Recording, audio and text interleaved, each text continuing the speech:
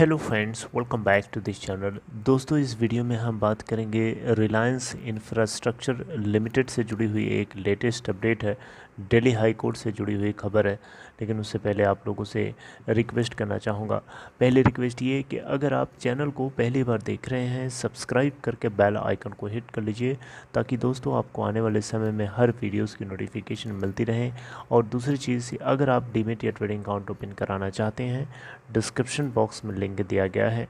दोस्तों, Reliance infrastructure limited का share price last trading session में अगर आप देखें तो अचानक इसमें गजब की तेज़ी हमें देखने को मिली और अपर सर्किट को हिट कर गया 123.50 के। ओपन हुआ था 112.70 के ऊपर और 122.65 के ऊपर बंद हुआ, लगभग 9.22% की तेज़ी के साथ।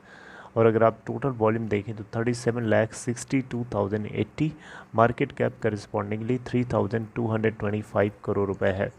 रिलायंस इंफ्रास्ट्रक्चर लिमिटेड को लेकर के दोस्तों यहाँ एक लेटेस्ट अपडेट है। देखिए, डायरेक्टली रिलायंस इंफ्रा से जुड़ी हुई खबर तो नहीं है, लेकिन रिलायंस इंफ्रास्ट्रक्चर लिमिटेड की ही एक के द्वारा मैनेज की जाने वाली डिस्कम BSES राजधानी, आपको पता है दिल्ली के अंदर ये पावर डिस्ट्रीब्यूट करती है। तो खबर डायरेक्टली उसी से जुड़ी हुई है, और जो कि डेफिनेटली इनडायरेक्टली रिलायंस इंफ्रास्ट्रक्चर से जुड़ी हुई ये खबर है। डायरेक्टली नहीं, लेकिन इनडायरेक्टली जुड़ी हुई है उसी से। तो दोस्तों, खबर क्या है? खबर ये है, मैं आपको स्टार्टिंग से बता दूं। जैसे देखिए, यहाँ पे खबर ये है कि दिल्ली हाई कोर्ट ने स्टेटस क्वो मेंटेन किया है NTPC के दादरी 2 पावर को रीअलोकेट करने को लेकर के अप्रैल के आखिरी समय तक, यानी 29 अप्रैल तक यहाँ बताया जा रहा है। दोस्तों, खबर ये है दोस्तों यहाँ पे खबर ये है कि भारत सरकार यूनियन गवर्नमेंट जो है पावर मिनिस्ट्री की तरफ से यहाँ पे आप देखिए ये चीज़ मेंशन भी है। पावर मिनिस्ट्री ऑफ इंडिया की तरफ से एक इंस्ट्रक्शन जारी किया गया था कि ये देखिए, यहाँ मेंशन है, यूनियन पावर मिनिस्ट्री के ऑर्डर में साफ साफ लिखा गया था कि 1 अप्रैल तक किसी भी हाल में 728 मेगावाट कैपेसिटी वाले इस NTPC के दादरी पावर प्लांट को रीअलोकेट करके हरियाणा तक कर दिया जाए। यानी यहाँ पे दिल्ली से इसको हटा करके हरियाणा ट्रांसफ़र करने की बात यूनियन पावर मिनिस्ट्री की तरफ से कही गई थी। आप यहाँ देख सकते हैं, सेंट्रल गवर्नमेंट ने एक दिन पहले ही ये इशू किया था, नोटिस जारी किया था कि एंटायर कैपेसिटी जो है 728 मेगावाट दादरी 2 पावर स्टेशन की, इसको हरियाणा शिफ्ट कर दिया, रीअलोकेट कर दिया जाए। तो इसी को लेकर के दिल्ली हाई कोर्ट ने जो है इसके ऊपर रोक लगा दी है, और 29 अप्रैल को इस केस को जो है 29 अप्रैल तक ये स्टेटस क्वो मेंटेन करने को कहा है। अभी भी आपको कुछ समझ में नहीं आया होगा, मैं समझ सकता हूँ, मैं बता रहा हूँ अभी। देखिए, बस रेफरेंस के लिए मैंने आपको ये बताया है। अब देखिए, यूनियन पावर मिनिस्ट्री की तरफ से ऐसा जरूर बोल दिया गया था कि दादरी 2 NTPC के दादरी 2 पावर प्लांट को, जो कि जिसकी कैपेसिटी 728 मेगावाट की है, इसको जो है रीअलोकेट कर दिया जाए, हरियाणा कर दिया जाए, दिल्ली से हटा करके। तो इसको लेकर के BSES राजधानी जो है, BSES डिस्कम जो है BSES दिल्ली डिस्कम जो है, ये बिल्कुल नहीं चाहता कि ऐसा हो, क्योंकि BSES दिल्ली डिस्कम्स का बोलना है कि ये जो स्टेप होगा, ये जो मूव लिया जाएगा, ये बिल्कुल सही नहीं होगा, क्योंकि इससे पावर क्राइसिस हो सकती है पूरे दिल्ली के लिए। क्योंकि दिल्ली की बहुत सारी सर्विसेज जो है इससे प्रभावित हो जाएंगी पूरी तरीके से। तो ये बिल्कुल भी एक जेन्युइन सलूशन नहीं है, या ऐसा नहीं होना चाहिए।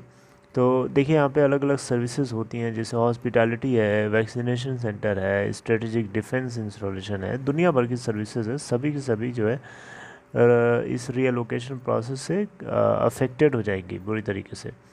तो यहाँ पे BSES डिस्कम जो है ये बिल्कुल नहीं चाहता है, और ये इसको लेकर के अगेंस्ट में पिटीशन फाइल किया था रिलायंस इंफ्रा के द्वारा ओन की जाने वाली BSES डिस्कम ने सरकार के इस नोटिस के खिलाफ, जिसको लेकर के दिल्ली हाई कोर्ट ने स्टेटस क्वो लगा दिया है, राइट।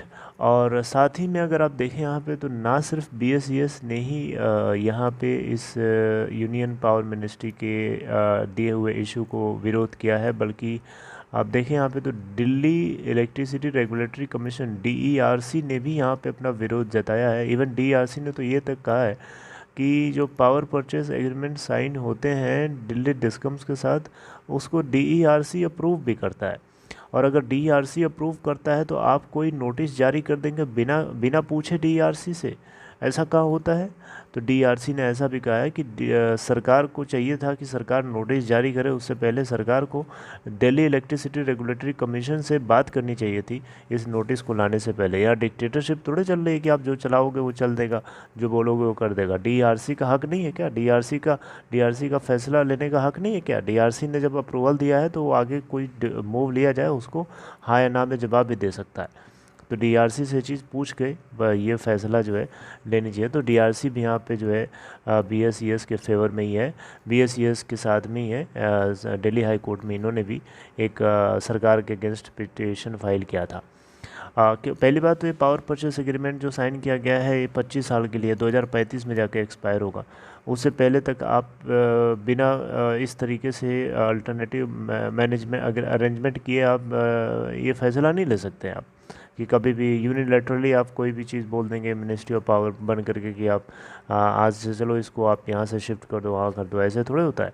इसके लिए प्रॉपरली एक अल्टरनेटिव मेथड ढूंढा जाता है, प्लस जो अथॉरिटीज़ हैं उनसे कंसल्टेशन किया जाता है कि यही चीज़ सही रहेगी कि नहीं रहेगी, क्या इसके साइड इफ़ेक्ट्स होंगे, क्या नुकसान होंगे, कौन कौन सी सर्विसेज अफेक्टेड होंगी, कौन कौन सी सर्विसेज ज़्यादा ज़रूरी हैं दुनिया भर की चीज़ें होती हैं।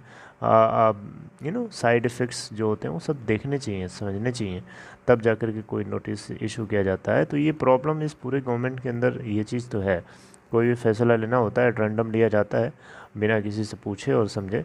ये चीज़ तो बिल्कुल सही नहीं है, गलत है। तो दिल्ली हाई कोर्ट ने इसको लेकर के जो है स्टेटस क्यू लगाया है और आगे इसको 29 अप्रैल को केस को सुना जाएगा। तो डेट याद रखिएगा 29 of April. Okay 29 of April आप देख सकते हैं यहाँ पे। तो दोस्तों ये थी एक एक्चुअली में खबर, डिटेल में थोड़ा मैंने समझाया आपको। रिलायंस इंफ्रा से डायरेक्टली नहीं इनडायरेक्टली जुड़ी हुई थी।